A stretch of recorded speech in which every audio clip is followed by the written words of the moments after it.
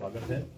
आज की इस प्रेस वार्ता में हम सबके बीच में मोदी सरकार के वरिष्ठ मंत्री आदरणीय वीके सिंह जी, जिनके पास की सड़क परिवहन और उच्च मार्ग नागरिक उड्डयन राज्य मंत्री हैं, हम सबको इस प्रेस वार्ता में संबोधित करेंगे। आदरणीय वीके सिंह जी। आप सबको नमस्कार और इस वीर भूमि को नमस्कार, क्योंकि हमारे पास हिमाचल के जितने सैनिक आते हैं उनका सिर्फ मुकाबला एक उत्तराखंड से ही होता है और किसी से नहीं होता है। आज प्रदेश की कार्यकारिणी के अंदर मेरा लक्ष्य था कि मैं बजट के बारे में जो मुख्य बातें हैं उनके ऊपर ध्यान केंद्रित करूं। तो मैं आपसे भी बजट के बारे में मुख्य चीजों को बोलूंगा। मैं आंकड़ों के अंदर नहीं जाऊंगा क्योंकि आंकड़े आपके पास निकले हुए हैं पहले से ही, लेकिन इनके पीछे क्या है वो मैं आपसे बात करना चाहता हूं। पहली चीज तो ये है कि ये बजट अब तक के बजटों की श्रृंखला में जो उनके अंदर जो एक विचारधारा थी, एक सोच थी, उसको लेकर बनाया गया। और दूसरी चीज, ये बजट अगले जो हमारे 25 साल है, जब हम अपने शताब्दी वर्ष मनाएंगे, उसको देखकर इस 25 साल के अंदर भारत कैसे आगे बढ़े उसकी नींव रखने वाला बजट। इसमें उन चीजों के ऊपर ध्यान दिया गया है जिससे कि व्यवस्थाएं सुदृढ़ हो, उन सब वर्गों का विकास हो जो शायद पीछे रह गए हैं, और आगे आने वाले समय के लिए भारत तैयार है। सबसे पहली चीज है कि भारतीय जनता पार्टी सर्वस्पर्शी पार्टी है, सब वर्गों का ध्यान रखती है, सबका समावेशी विकास देखने की कोशिश करती है, और इसीलिए ये एक समावेशी बजट है। दूसरी चीज है, इसके अंदर ध्यान दिया गया है लास्ट माइल डिलीवरी के ऊपर। आखिरी छोर के अंदर जो लोग हैं उनके लिए क्या किया जाए। तीसरी है, इसके अंदर महिलाओं और युवाओं के ऊपर ध्यान दिया गया है, क्योंकि ये एक बहुत बड़ी ताकत है हमारे देश की, जिनका अगर उत्थान होगा, विकास होगा, उनको अगर हम आगे लेकर आएंगे तो देश को फायदा होगा। साथ साथ कैसे हमारे किसान और दूसरे वंचित वर्ग जो है उनका विकास किया जाए, उसके ऊपर ध्यान दें। ये बजट आगे के दिनों में भारत कैसे तैयार हो अपनी ताकत को लेकर, उस चीज को देखते हुए लक्ष्य रखे गए। जैसे आपको पता होगा, आज की तारीख में पूरे विश्व में भारत एक ऐसा देश है जिसकी अर्थव्यवस्था और आर्थिक ग्रोथ सबसे ज्यादा है। आज जितने भी संस्थाएं, आर्थिक संस्थाएं जो हैं, उन सबका कहना है कि 6.7% ग्रोथ जो कि प्रोजेक्टेड ग्रोथ है, कई लोग उसको 7% भी बोलते हैं, और कहीं दुनिया के अंदर नहीं है। दुनिया के अंदर 2.5, 3, 3.5 तक काम चल रहा है, और कई ऐसे बड़े बड़े देश हैं जिनके यहाँ अर्थव्यवस्था के अंदर दिक्कत आ रही है। तो ऐसे समय पर जब भारत की अर्थव्यवस्था ठीक चल रही है, ये बजट उसका फायदा उठाकर भारत को आगे ले जाने की कोशिश करेगा। कुछ चीजें जो कि इसके अंदर है, जिनके बारे में थोड़ा मैं आपको बता देता हूं। महिलाओं के बारे में हम बात करते हैं, कोशिश की गई है कि जो स्वयं सेवी समूह है, तकरीबन 80 लाख के करीब है पूरे देश में, इनको कैसे और ताकत दी जाए। फिलहाल 5, 7, 10, 15, 20 महिलाओं का समूह लोकल लेवल पर, जो लोकल लेवल पे उनको रिसोर्सेज मिलते हैं। अब सोच ये है कि इनको कैसे जोड़ा जाए, जोड़कर इनको एक बड़े आर्थिक ताकत के रूप में तैयार किया गया। जब ये सब जुड़ेंगे काम करने के लिए, अलग अलग चीज जब इनकी सबकी इकट्ठी होंगी, जब इनको टेक्नोलॉजी दी जाएगी, जब इनको मार्केटिंग के अंदर मदद दी जाएगी, जब इनको पैकेजिंग के अंदर मदद दी जाएगी, तो अपने आप चीजें आगे बढ़ेंगी। और इसका एक उदाहरण जो है वो है अमूल। अमूल कोऑपरेटिव के तौर पर शुरू हुआ। आज अमूल की क्या ताकत, आप खुद उसको देखिए। वो ताकत कैसे आई? इसी तरीके से आई, जब धीरे धीरे धीरे धीरे चीजों को इकट्ठा कर कर एक मार्केट फोर्स के रूप में तैयार किया गया। तो महिला समूह को जब हम मार्केट फोर्सेस के तौर पर तैयार करेंगे, उनको मार्केटिंग के अंदर मदद मिलेगी, तो वो अपने आप के अंदर अच्छे एंटिटीज बन जाएंगे, जिससे उसमें काम करने वालों को भी सुविधा होगी और देश को भी फायदा होगा। युवाओं के ऊपर, युवाओं के लिए प्रधानमंत्री कौशल विकास 4.0 के ऊपर ध्यान दिया जा रहा है, ताकि उनको स्कॉलरशिप भी ट्रेनिंग के दौरान मिले। अप्रेंटिसशिप के ऊपर पहले ही प्रावधान किया गया है, ताकि जब वो अप्रेंटिस बनते हैं वहां पर उनको शुरू के अंदर पैसे मिलते हैं, और इसके अंदर उनको बाहर और भारत के अंदर काम करने के लिए तैयार किया जाए, ताकि वो काम रोजगार अपना हासिल कर सके। लक्ष्य है कि आने वाले दिनों में, 5 साल में नहीं हो सकता है, इसमें 5 साल के अंदर शुरू हो, कि भारत युवाओं की ट्रेनिंग का, युवाओं के प्रशिक्षण का एक केंद्र बने, सबसे बड़ा विश्व के अंदर। क्योंकि हमारे यहां से बहुत लोग काम करने के लिए विदेशों में जाते हैं, और उन सबको अगर हम ट्रेन करके भेजेंगे तो उतना हमको फायदा होगा। वंचित वर्गों की जब बात आती है, तो इस बजट के अंदर प्रावधान किया गया है कि जो आदिवासी हमारे बिल्कुल ही पीछे रह गए, या जिनके पास तक विकास नहीं पहुंचा है, उनके पास विकास कैसे पहुंचे, उनको वो सब चीजें कैसे मिले जिनको, जो एक आज जिनको हम मूलभूत सुविधाएं बोलते हैं, तो उनके घर से लेकर उनकी शिक्षा और बाकी सुविधाएं देने के लिए बजट के अंदर प्रावधान किया गया है, ताकि इन वंचित आदिवासियों का उत्थान हो सके, ताकि भारत के अंदर कोई विकास से वंचित ना रहे। मोटे अनाज के ऊपर ध्यान दिया गया। मोटा अनाज हम बोलते हैं वो जो कि पहले हम उगाते थे, चाहे बाजरा हो, रागी हो। उत्तराखंड के अंदर अलग अलग चीजें उगती हैं, आपके यहाँ अलग अलग चीजें उगती हैं। पहाड़ के अंदर आजकल लोगों ने उगाना बंद कर दिया, क्योंकि उसका पहले मार्केट नहीं था, तो उसको श्री अन्न का नाम दिया गया कि ये वो है जो कि लक्ष्मी का रूप है। और भारत का प्रयत्न है कि पूरी दुनिया के अंदर हमारा ये अनाज जाए, क्योंकि पोषण की दृष्टि से और पाचन की दृष्टि से, दोनों की दृष्टि से ये अच्छा अनाज है, इससे बीमारियां कम होती हैं। तो प्रधानमंत्री जी की सोच है कि भारत इस मोटे अनाज का, श्री अन्न का एक हब बने, ताकि हम इसको एक्सपोर्ट कर सके। इसके बारे में बहुत प्रयत्न चल रहा है, और आपको मालूम होगा कि G20 के अंदर जितनी जगह विदेशी आ रहे हैं, वहां पर हम बहुत सारी चीजें इसी श्री अन्न के बनाकर रख रहे हैं, ताकि उनको पता चले कि इसका स्वाद क्या है, उनको पता चले कि ये अच्छी चीज है। और जब इसका एक्सपोर्ट होगा, भारत अगर हब बनेगा, तो हमारे किसानों को फायदा होगा। जहां तक किसानों का सवाल है, किसानों के लिए कोशिश की गई है कि उनको कई तरीके से फायदा मिले। उदाहरण के तौर पर क्रेडिट गारंटी उनके लिए रखी गई है, ताकि उनको लोन लेने के अंदर सुविधा हो।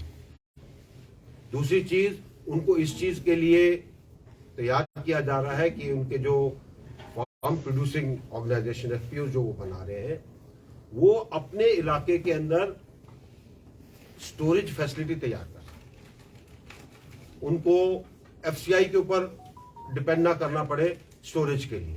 और अगर अपने इलाके में करेंगे, उनके पास डिजिटल कनेक्टिविटी होगी, वो अपना मार्केट खुद ढूंढ सकते हैं और उनको अपने अनाज की कीमत अच्छी ले सकते हैं अगर उनके पास स्टोरेज की सुविधा है। तो ये एक बहुत बड़ी सुविधा है और ये उसी श्रृंखला में है जिसमें हम कहते हैं कि किसान की आय दोगुनी होनी चाहिए। उसी श्रृंखला के अंदर कोशिश की जा रही है कि किसान को जो बाकी चीजों का प्रावधान है, सिंचाई का, जिसके अंदर हम कोशिश कर रहे हैं कि उसकी सिंचाई के अंदर कम जल लगे, कोशिश हो रही है कि वो प्राकृतिक खेती की तरफ जाए, कोशिश हो रही है कि केमिकल्स कम हो। जितना हम केमिकल्स को कम करेंगे उतना आपका अनाज बाहर के देशों में ज्यादा बिकेगा। ये सब योजनाएं किसानों के लिए रखी गई। साथ साथ हर गांव के अंदर, हर पंचायत के अंदर एक डिजिटल लाइब्रेरी के प्रावधान की बात की गई। ये डिजिटल लाइब्रेरी वो होगी जिसमें बच्चे जा सकते हैं, डिजिटल सिस्टम के अंदर जो लाइब्रेरीज है उनकी पुस्तकें अपने मोबाइल के ऊपर या अपने टैबलेट के ऊपर पढ़ सकते हैं, ऑनलाइन क्लासेस ले सकते हैं, अपनी तैयारी कर सकते हैं।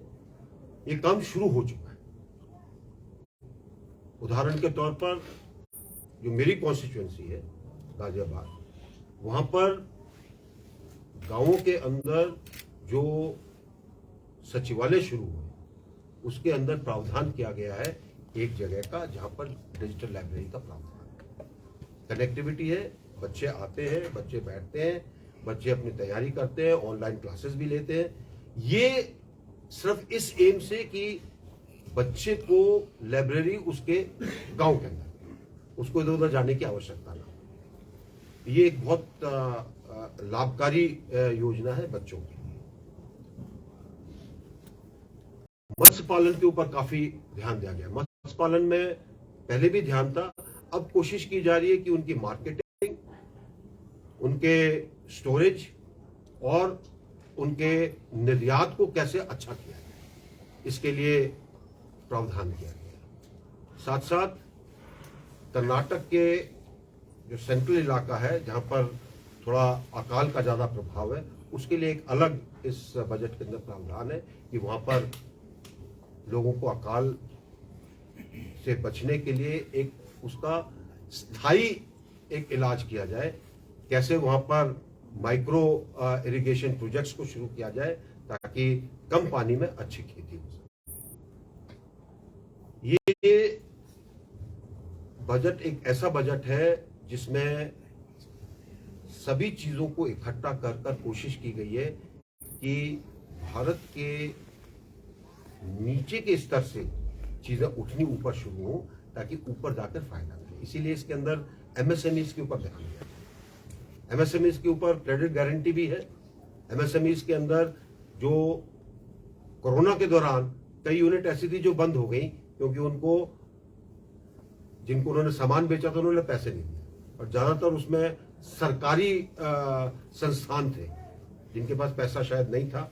तो उसके लिए प्रावधान किया गया कि उनको वापस वो पैसा मिल सके और वो पैसा मिलकर वो अपना काम आगे चला सके।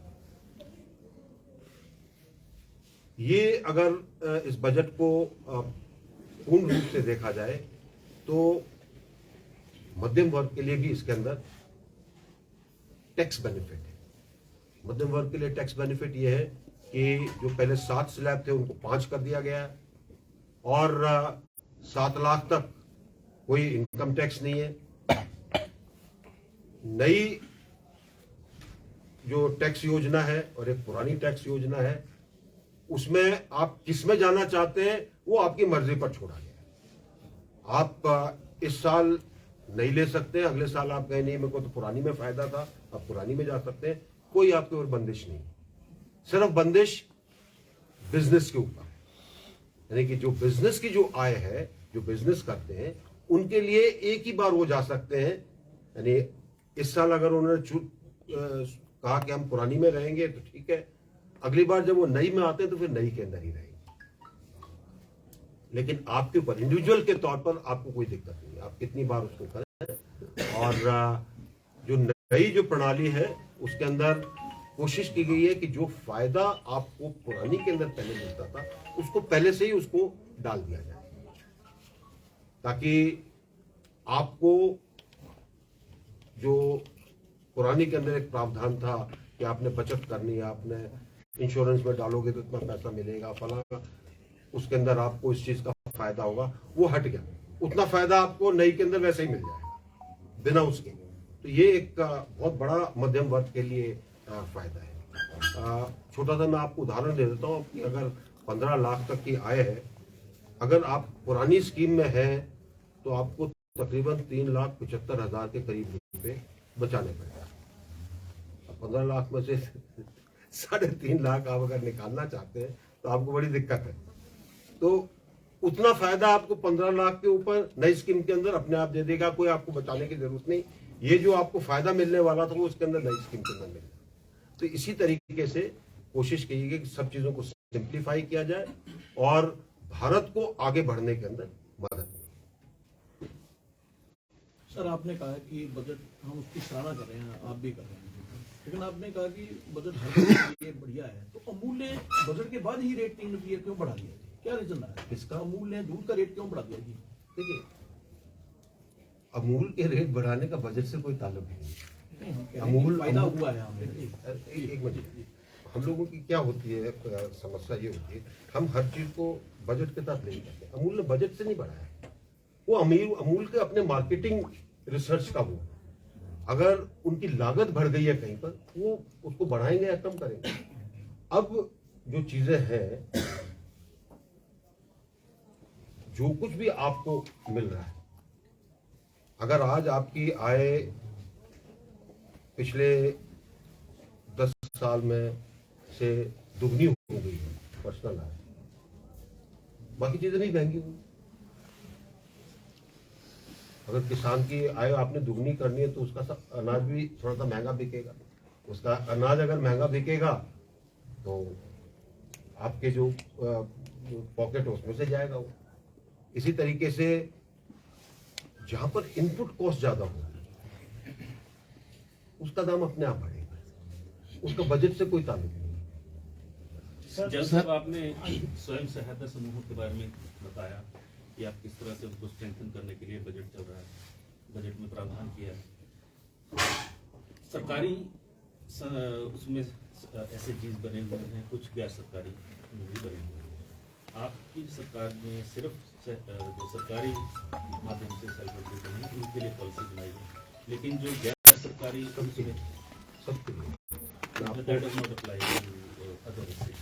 अप्लाई करता, पता नहीं मुझे, आप हिमाचल का नहीं पता, लेकिन मैं अपने उसमें इलाके में बोल सकता हूँ। सर, मैं एक एनजीओ से जुड़ा हूँ। एनजीओ की बात नहीं कर नहीं, हमने 1000 सेल्फ हेल्प ग्रुप बनाए थे, सलमान जी को बताया, but we have not been associated with any government programme. अब हो जाएगा, अब जब इकट्ठे होंगे, सबको इकट्ठा किया जाएगा तो वो आपके लिए आएंगे। अभी तक सब इंडिविजुअल थे, यही एक दिक्कत थी जिसके लिए कोशिश की गई है कि आपको ताकत कैसे आएगी। सब इंडिविजुअली कर रहे थे। मैं आपको एक एग्जांपल देता हूँ। हमारे यहाँ गाजियाबाद के एक इलाके में एक महिला ने शुरू किया था 3 साल पहले अपना एक सेंटर। उसने लोग बाग जोड़े, बैंक ने उनको लोन दिया उनकी क्षमता को देखकर, और पिछले साल उन्होंने 50 लाख रुपए मांगे बैंक से। बैंक से 50 लाख रुपए उनको लोन के तौर पर दिए, क्योंकि जितना उनको लोन देते हैं वो रिटर्न करते हैं। इंडिविजुअल है, वो सरकार से नहीं जुड़ी चीजें। उनके सामान को, क्योंकि उनका सामान बड़ा अच्छा है, इसलिए सरकार के कुछ डिपार्टमेंट भी खरीदते हैं, लेकिन सरकार से नहीं जुड़े हुए। लेकिन अब जो प्रावधान किया गया है उसमें कोशिश की जाएगी कि सरकार इनको इकट्ठा करे, इन्हीं के अंदर से कोशिश करे कि इनको कैसे मार्केटिंग और टेक्नोलॉजी का इनको प्रावधान कराए, देने की कोशिश करे, और ये अपने आप ऊपर उठे। सरकार से जुड़ने के बाद मेरा मानना है कि ज्यादा ऊपर उठ नहीं सकता। सर, जहां पर भाजपा गैर भाजपा सरकारें हैं, वहां पर किस तरह से ये जो डिजिटल लाइब्रेरी की बात करें, वहां पर किस तरह से फलीभूत होगी? देखिए, जहां तक भारत सरकार का काम है वो उनको